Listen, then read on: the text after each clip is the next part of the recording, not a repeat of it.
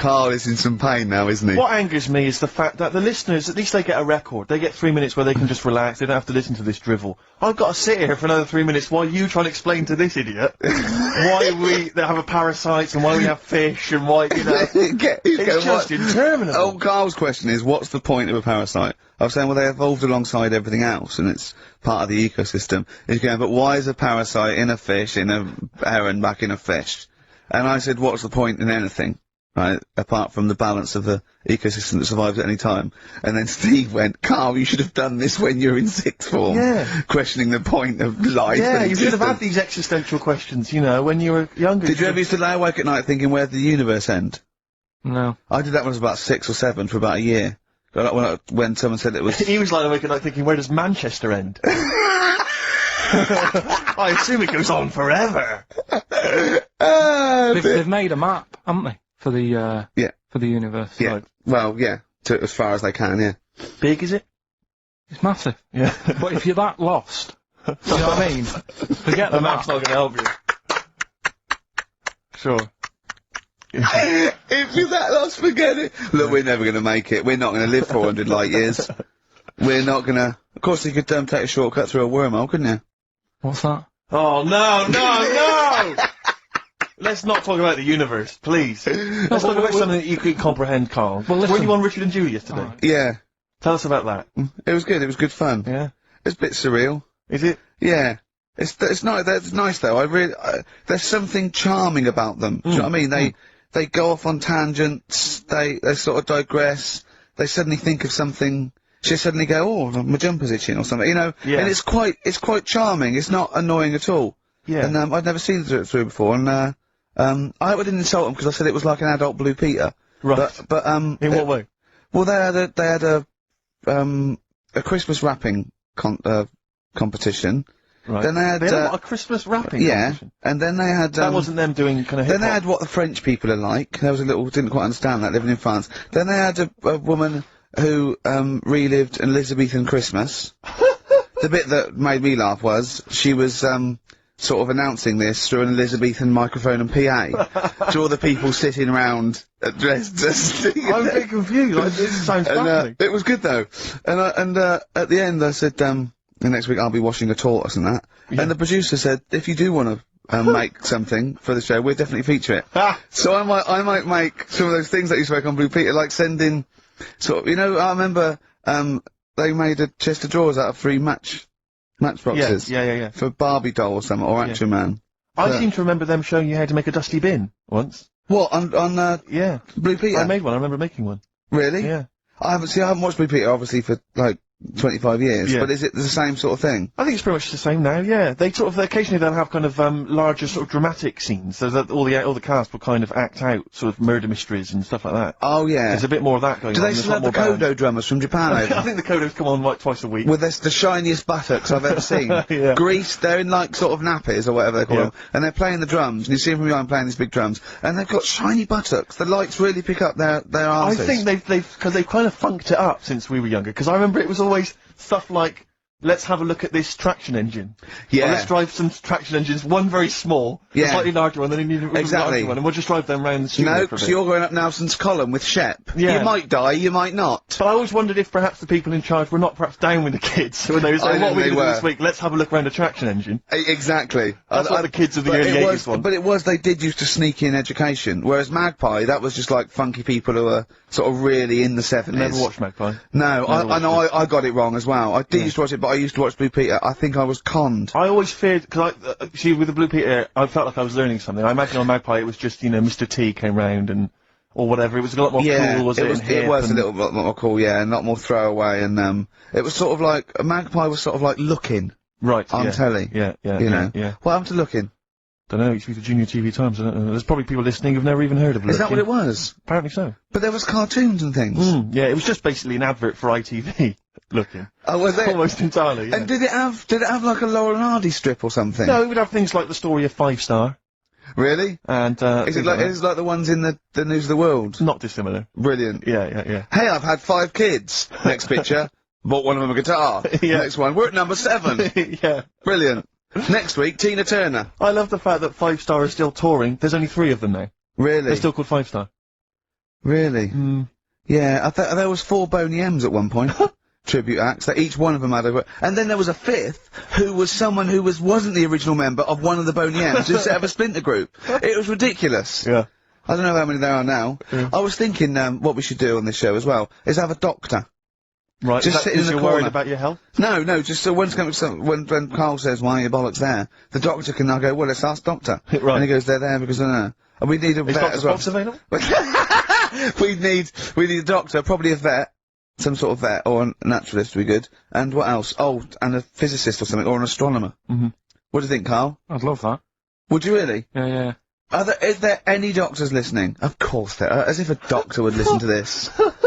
If you are a doctor, I want a qualified doctor. I don't mean someone who's in their second year at medical school. We're not interested in that. Right, a qualified doctor, a GP, or any specialist, and you maybe want to contribute regularly, give us a call. Yeah. We'll even give you a special phone line and stuff. Yeah. Not for now, though. We're going to get a lot of mentalists, aren't I we? would adopt a nom de plume, an alternative, identity, because your patients are going to flee if they find out you listen to this. Exactly. What's the phone number, Carl? Well, they might as well just email in with the number, mightn't they? That's because you don't like answering the phone. No, I just think it's a better way of doing it. Okay, how can they prove they are a doctor? Just, Go on, Carl. something to do with, Go on. Something to do with, What thing could they say that we'd say, well, he's definitely a doctor, or we wouldn't know that? Think of something. well, Look I'm at not him. a doctor, so... We're on the radio, Carl! When we No. ask you a question, you've got to speak! I know, I'm just thinking, I don't know how you'd know, because you never ask them, do you? If you need their help, you don't think of going, no, before you do this, do you know what you're doing? For saying that, right? Go on! Go on! Talking about this the other day. Yeah. Oh, what was it now? Listen, I fella, Play a no, listen. record. Do you want, Play a this, alright. Alright, no, come on, alright, he's got it now. Go on! This fella goes Yeah. to the doctors, Yeah. right? Oh, right, okay. Right, if this is in any way apocryphal, stupid, illogical, impossible, right, you are never, ever speaking again on radio. So make sure this is at least possible. I'll tell you what, I'll even give you improbable, but possible. So if there's anything that breaks the laws of the universe, or logic, okay, that's all you have to avoid. On you go. Right, so this fella, right, he goes to the doctors because he's got earache. Right. Okay, if a chimp's living in his brain, that he Go can... Go on. So he's got earache, he's sat in the waiting room and his ears all bunged up and it's hurting a lot and what have you. So the doctor comes out and he goes, right? And because his ear's all bunged up, he doesn't hear it that well, right? So he thinks it must have been me, right? So he wanders in. Keep going. Anyway, I'm gonna hate this. I can just feel it in my bones. Steve, I'm gonna let you take over. Okay, Let's go on. let's hear it. Come so on. Okay. the doctor says, sit yourself down there, right? So he sits himself down, he goes, right, take your pants off, right? So he's thinking, that's a bit odd. Anyway, He heard that though. he apparently he took his tackle off. The doctor, did some operation. What, there in the waiting room? No, in his office. In his office, yeah. What? Wait, so he removed what? His genitals? Yeah, In his office? Why, Carl? Why, Carl? because he hadn't called him in. Oh, he's calling the bloke who wanted his testicles taken off, and he didn't hear it.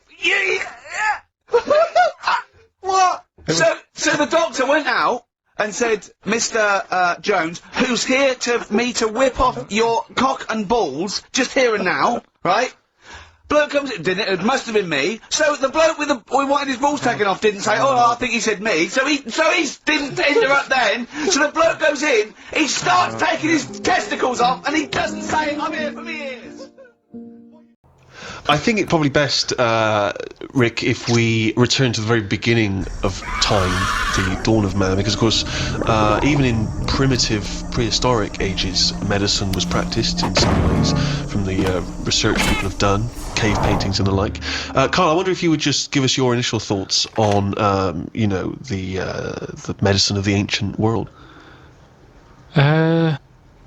You sound like you haven't studied it, or you're being modest. you're being modest. Never really thought about it.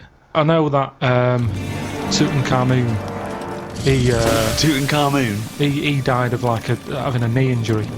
so they didn't have that much medicine knocking about back then. Right, where do you get this information from? It sounds vague. It came off a chariot. They're dangerous things. It came off a chariot. Honestly, you're going to make yourself look daft here, because that's what happened. Imagine that. In a room with Karl Pilkington, we make ourselves look ourselves look daft. daft. How would we have to... that would be incredible. Shall we move on to the ancient world in terms of Egyptians, the Greeks, the Romans, of course, because they made huge advances, particularly the Romans, who understood, of course, the importance of sanitation. You know, famously, their streets were clean. Yeah. Don't you think that if we hadn't have cleaned up as much, that, I don't know, we'd be stronger? What? Well, I know what you mean. Yeah, they say now, don't they? They say let feed the your kids baby, eat eat dirt. blood and Yeah, all of that. course. Well, that's exactly what immunisation is, giving you a bit Yeah, but of it's the gone disease. mental now. Whenever a baby's born, he's drugged out of his eyeballs. It's only about a week old. They're giving it all sorts of shots. Like what? Loads of stuff for whooping cough. Yeah, you don't want sugar Tutankhamun. lumps. Tutankhamun could have died of whooping No, cough. but they give it loads of stuff. And now it's like, I don't know, it's making us weak.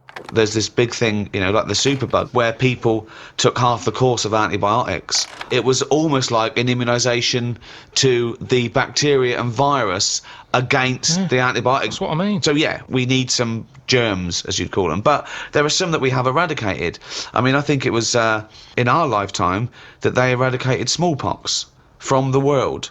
There are rumours, of course, that both Russia and America still have the smallpox virus under lock and key, which they could theoretically breed and use in a chemical warfare situation. Well, there was a bit of a scandal a few years ago, I think 10 years ago, where in a university laboratory, someone came across a marked yoghurt pot in deep freeze that had smallpox in it. When you say it was marked, was it like someone's put their name on it because they don't want someone to eat their smallpox yogurt? I think they looked into it, and it was the deep frozen smallpox virus.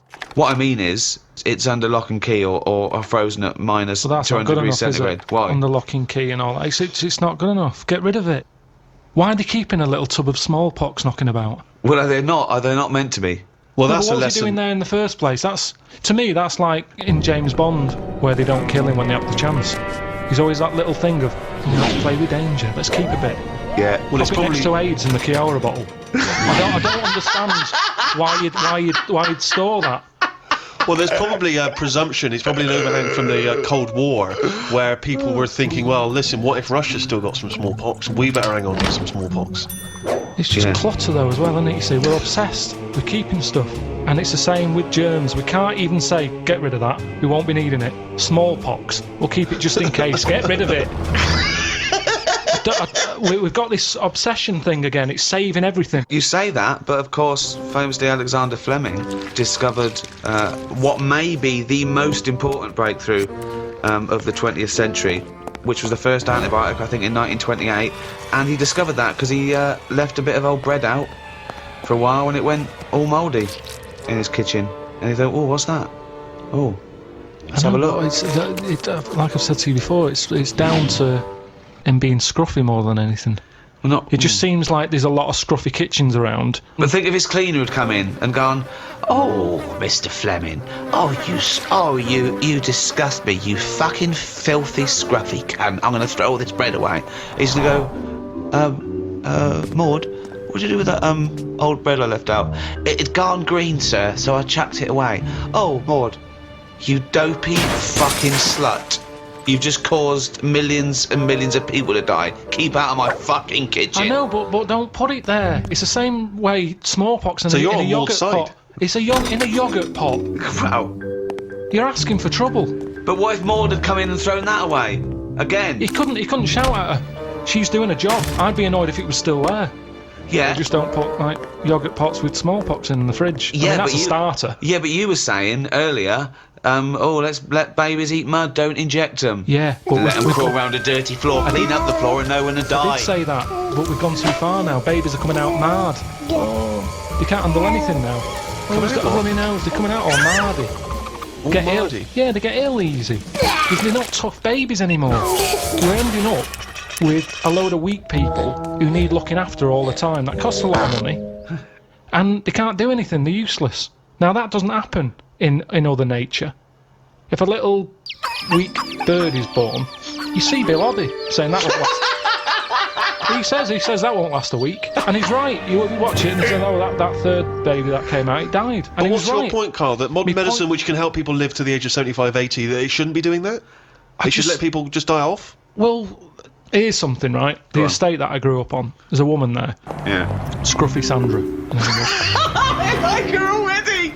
Oh, it's great. It's so descriptive. Now- She had no chance, even if she cleaned up her act. Yeah. She'd come in looking like Pretty Woman. You go, "Oh, Scruffy."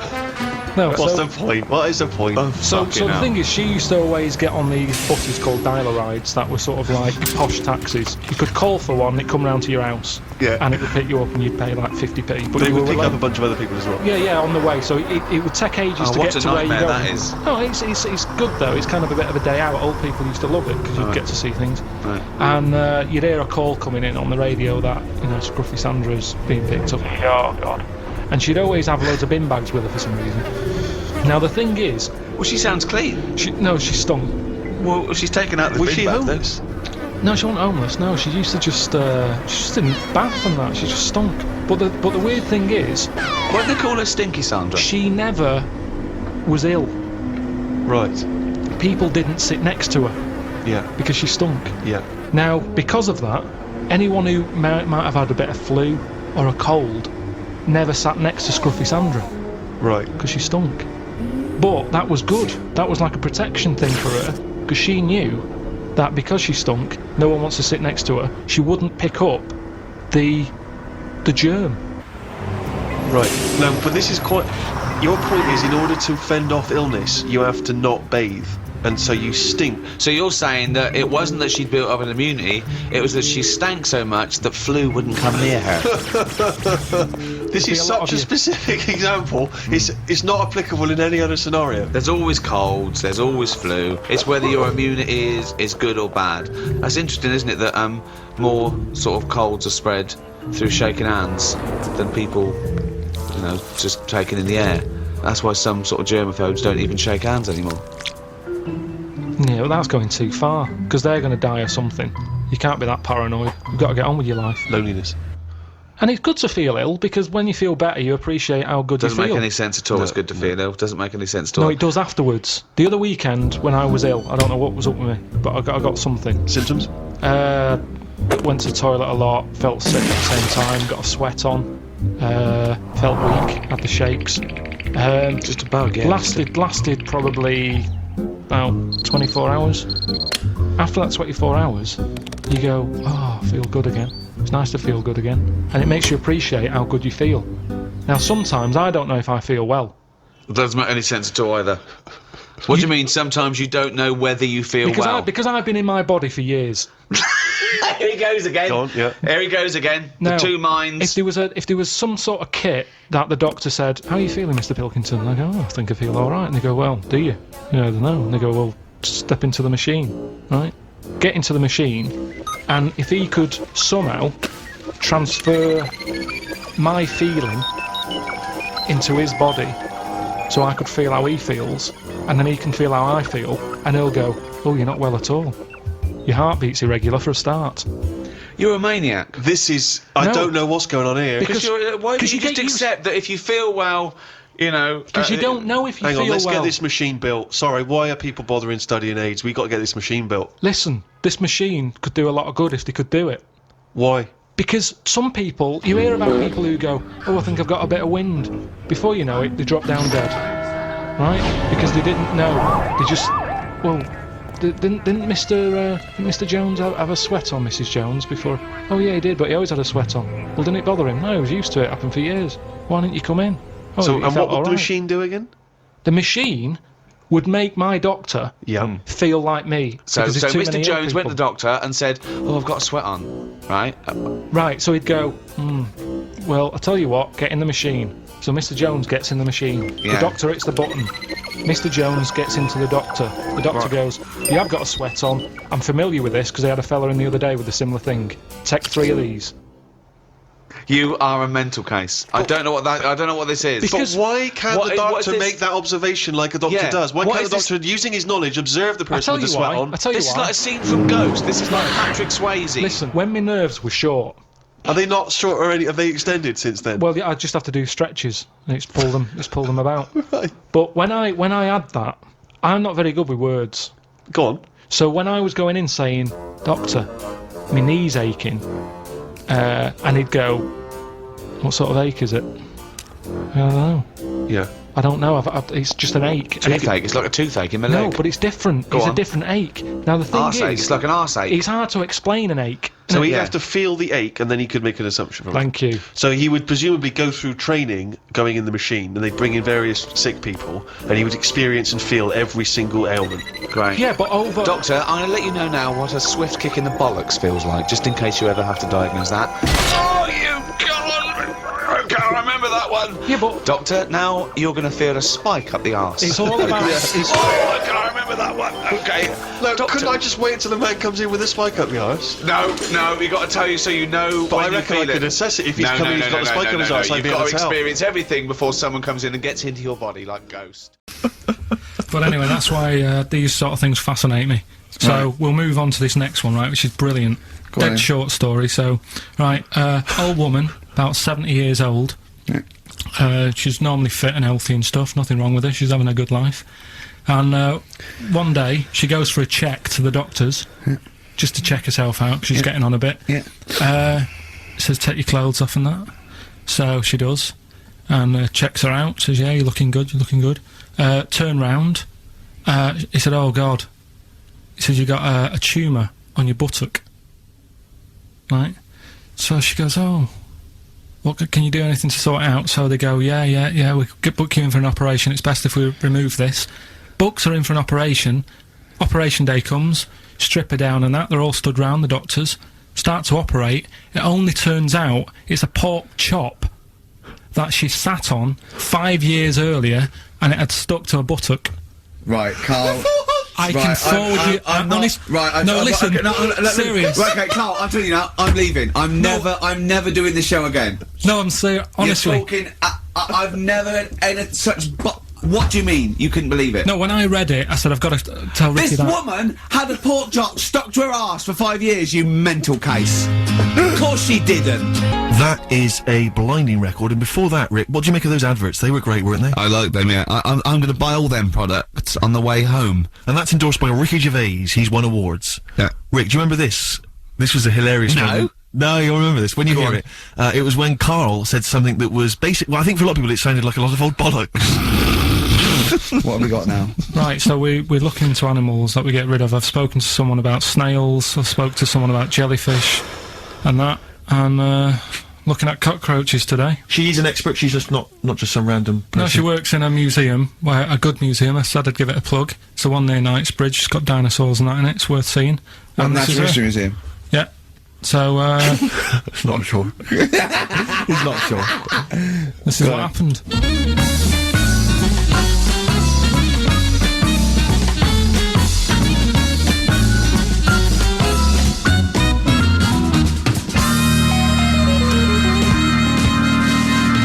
Now, what I'll do, I'll tell you as much as I know, and then you can fill me in if I'm right or wrong.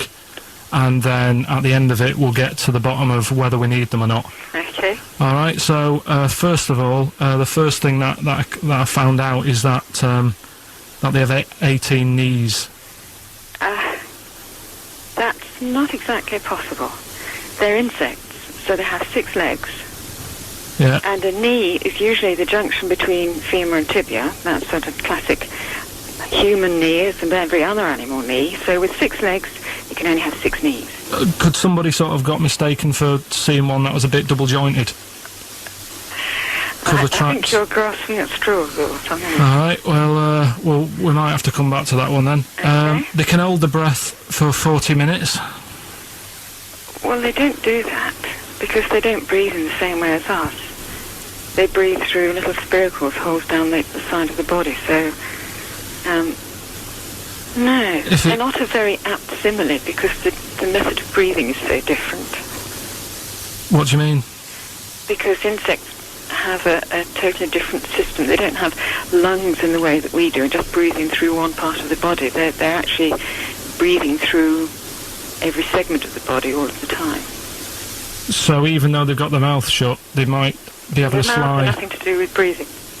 So Only just feeding. so you see, maybe that's where someone's gone wrong. Someone's got hold of one and sort of taped its mouth up or something, and Thought it was. got bored after 40 minutes and said, "Well, we'll call it Pretty right." unkind thing to do to an insect, even to a cockroach. Yeah, but it's all. Can't do that. Yeah, but No. Pretty unkind thing to do anything, even a cockroach. something else I found out. Yeah. They can live for a week without an head.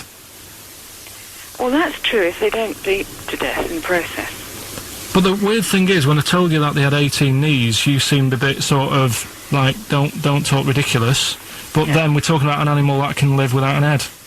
Ah, So there's a little bit of truth in that one, yeah? yes. Why, when it was invented, has it got that facility? Say if someone said to humans, we could do that with humans, and, you know, if you lose your head in some accident, it gives you a bit of time to sort of go back to your family and maybe write them a note. You won't be able to have a chat, but write them a note saying, it was my own fault, and it was nice knowing you. Well, that would be a useful facility, I agree. But cockroaches are great survivors. I mean, they've been around for over 300 million years. They're one of the most primitive insects. Right. Well, I've also, is it true that they do a lot of resting? Apparently they can sort of rest for 75% of the time. Rest. Yeah, they just sit about doing nothing. It's probably true of a vast proportion of the world's fauna. Well, I mean, it's not- maybe the 25% that they are working, they're really giving it some, so it and might they're make up. probably searching out food, and yeah, they can slow down considerably. You can chill insects in the fridge, and they'll become very, very quiet. You might think they're dead. Yeah, but but I'm sure, you know, if we were sat in a fridge, you know, we'd go a bit quiet, wouldn't we? You know. well, you might not know much about it, of course. Yeah, but Not quite reading the right sources. well, I've been using the internet. I'm sure there are many useful sources that you could find there, but some of those seem to have been a little misleading to you. So you don't agree with a lot of what I've told you there. No, So cockroaches, can we get rid of them? no, So we're keeping them then. I would say so, yes.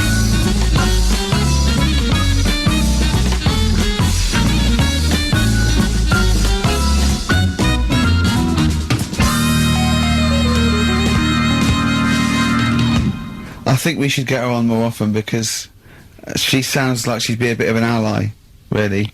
Because she knew immediately that you were talking nonsense. She even said, I think you should be more concerned about your sources, which I've been trying to tell you for a year, right? The fact, I mean 18 knees, where did you get that from? It was on the internet. They can hold their breath for 40 minutes. I mean, I don't know what you read and take on. Mad world, don't it?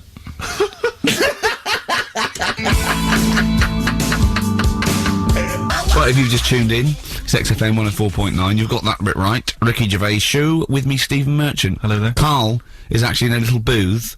We're not in the studio, you see. This is pre-recorded. We recorded this last week because we're away. And it's sort of like the best of the last 3 weeks since last time we were away when we put out the best of. Okay, what's the next one? What's the educating Well, Ricky? I don't know. See, like I say, I was looking around and there's stuff that is interesting. Right, I was looking on the web. But there's no point. Well, it's just that I found one about What's the point? about a lad who 8 years old, Yeah. but he's still breastfed. Now, I don't know if you can get anything out of that. Is that what his mum said?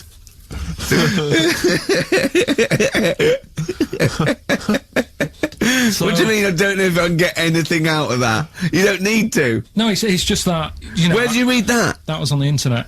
Oh, well, yeah. You're always unspecific when you mention it. It's just it was on the internet. Well, Yeah. I'm trying to think what I put in. I think I put in Y to see if I'd confuse a computer.